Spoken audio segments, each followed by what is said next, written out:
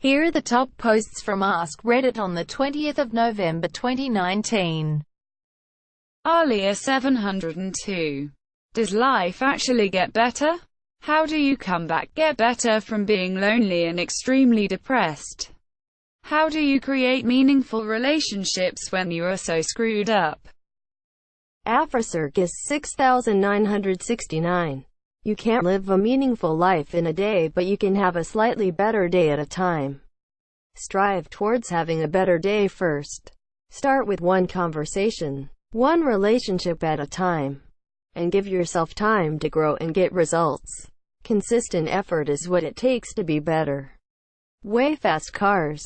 I'm late, so this will probably get buried. In 2008, I lost my job. All I could get right away was McDonald's, so I took it. But it wasn't enough to pay all my bills. My car was repossessed. I got kicked out of my apartment, and I found out my girlfriend was cheating on me, all within the space of a month or so. It was the lowest period of my life. I struggled with depression, considered suicide. It just wasn't a good time. I was homeless, but I had good friends who gave me a place to stay. So I was never actually on the streets. It took a while. But today I have a good job. I apprenticed in the tool and die trade, and I make good money for a guy who barely graduated high school and never went to college. I'm married, and my home life is stable. It's not perfect. Life never is. But I'm far better than I was. I hope everyone in this thread who is struggling is able to find a way to better days as well. Obligatory edit. Wow, this blew up. By far my most upvoted comment, as well as gold and silver. I'm glad so many people found this inspiring. Jana Iriver 89. Go to therapy, counseling. The other suggestions are great, but I don't think these people understand what it's like to go through depression. You don't merely snap out of it by doing the things they suggested. Find a good therapist, and if you cannot afford one, look for support groups of others who are also experiencing depression and talk about your struggles with them. Your mental health counseling, along with the things the others have mentioned, will go a long way. Jania Spilor. Former neo-Nazis, members of hate groups. What was your "I need to get the hell out of here" moment? Polecat EZ. My niece in Romania married a neo-Nazi last year, or at least we thought he was because of his long Facebook history, racist tattoos, prior arrest for hooliganism, etc. I had a 4-hour car ride with him and had a long chat. He quit because he left the Romania for a little while to work in Amsterdam. His co-workers were from all over the world, including African countries and Israel. He realized everyone was pretty much the same after drinking with them and smoking a joint after work. There was nothing about them worth hating. They were doing the same thing he was. He basically quit Facebook and started getting his tats modified, and hasn't touched politics at all since 3 or 4 years. Get you some fonts. This is long, but I'm putting it out there. This was 30 years ago. I've probably only told this story 3 times in those years. It wasn't organized into anything identifiable as a group. It was more a large number of like-minded individuals living in the same North Alabama area. We all hated blacks. Weekend nights were spent at a few local bars surrounded by people talking about how some men had done something stupid, or how they'd not let someone merge in traffic just because they were black. Edited that for clarity. You get wrapped up in that echo chamber. It's all you hear. The little things that happen between races start to seem like major trends. I went from being a guy who went to one of those bars as a joke, to making friends with people there, to having them, and that attitude become part of my life.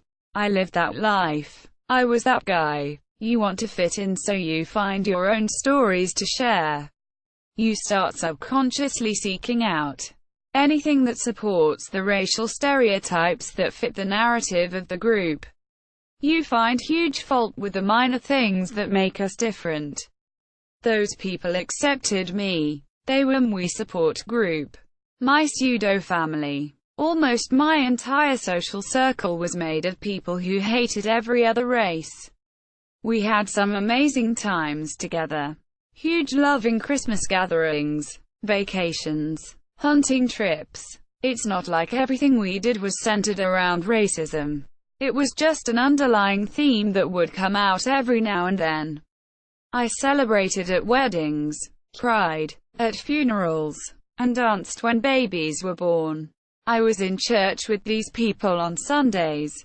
I helped build 2 Habitat for Humanity houses with people from that group.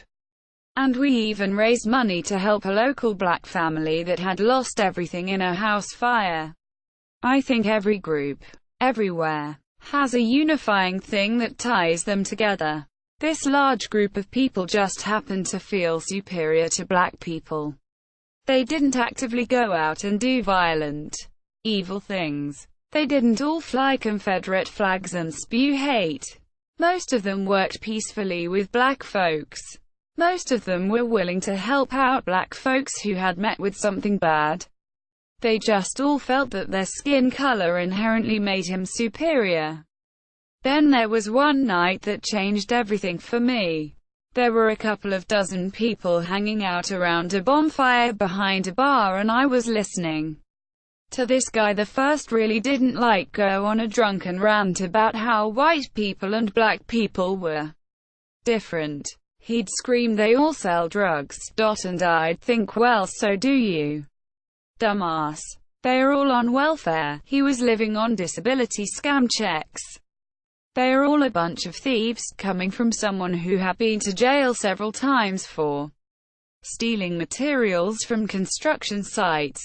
I quite literally sat on a log around that fire and had a moment of enlightenment. His rant was almost like a voiceover where everything he said, or everything someone jokingly added, immediately made me look at who in that group was guilty of exactly what they were shading someone else with. I looked at these friends, these people I'd shared 100 meals and 1,000 beers with, and saw them all completely differently. There was nobody there I actually wanted to be around anymore. 10 minutes earlier I'd seen them as practically family. I can't really describe it.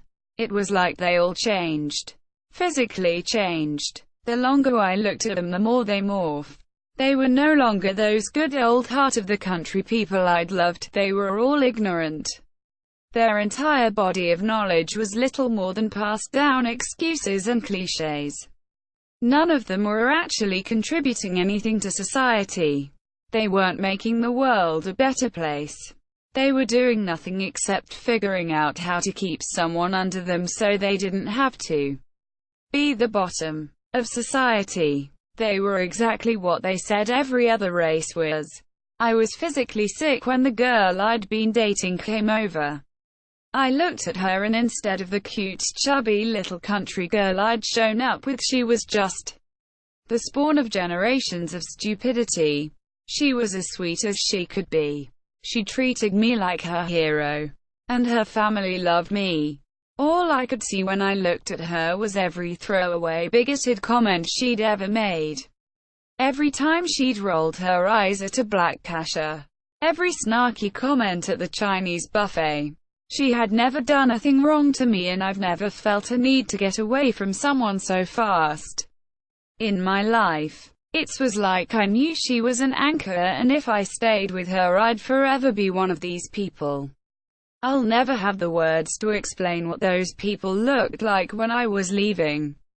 They had all changed. I left that night and never looked back.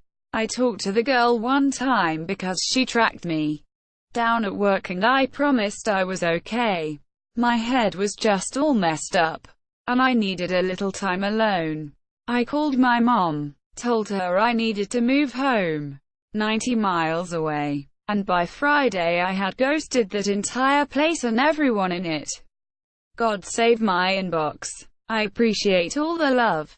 I'll try to answer any questions that anyone asks, but I never thought a story from my past was going to blow up like this. Y'all can stop with the gold. 2. I appreciate it, but Y'all can use that money for better things than imaginary internet bling. Especially on my throwaway account. Y'all go find some person who is a different race than you and just buy them lunch or something. Love y'all. Thanks for the love back. Just discovered that gold is only $1.99. Y'all can buy them something at the vending machine. Comrade Omar. I started to get older and learn more compassion. I was a lonely kid and I didn't have many friends. And I already grew up in a racist household and many of my family members are neo-Nazis, covered with white supremacy tattoos. I discovered a group of older skinhead kids and I fell into it pretty bad. As I was learning more compassion and slowly was shedding my neo-Nazi beliefs, my buddies were bragging that they beat the fuck out of another mutual friend of ours when he said he wasn't a Nazi anymore and he was dating a black chick. I was already thinking about leaving the group. It was basically a little gang. Once I found out they were beating up people for leaving, I realized it really was like a gang and I didn't want anything to do with it. I was shedding my racism and I didn't want to be involved. So I thought if I was a piece of shit enough to be a Nazi in the first place, I deserved to get beat up anyway, and if getting beat up meant I could get away for a life away from Nazism, then that was good enough for me. I've still been a neo-Nazi for longer than I've been an anti-Nazi. But I'm looking forward to the day I can say I've been an anti-Nazi for longer than I've been one. Spadanu. Joke lovers of Reddit, what's a great joke? Unnatural order. Say what you want about deaf people. Fappy0, why? My wife got really mad at the fact I have no sense of direction. So I packed up my stuff and right. LC 122. I'm hosting a charity event for people who have trouble ejaculating. If you can't come, let me know. Cure Soleil fan. What have you predicted that came true? Did people believe you beforehand or afterwards? Darnatole 1. When I was 12, I had a dream where I learned from a firefighter that I would have exactly 2 children, and they would be boy-girl twins. I told many people about this because I was absolutely 100% certain it would be true. When we were just dating, I told my future wife about it to make sure she was okay with carrying and raising twins. My boy-girl twins graduated high school this year and are getting started in college. Their grandfather was the fire chief of his town. Colin 4. Oh crap, my time to shine. Picture it. February 1, 2004. A bunch of us over a friend's house watching the Super Bowl. Halftime rolls around and as we mill about getting snacks, the lukewarm halftime show is rolling on the TV. I was watching it thinking about how little I could care about what I was seeing. I turned to a friend of mine there and said, "Man, the only thing that could save this halftime show is some boobies."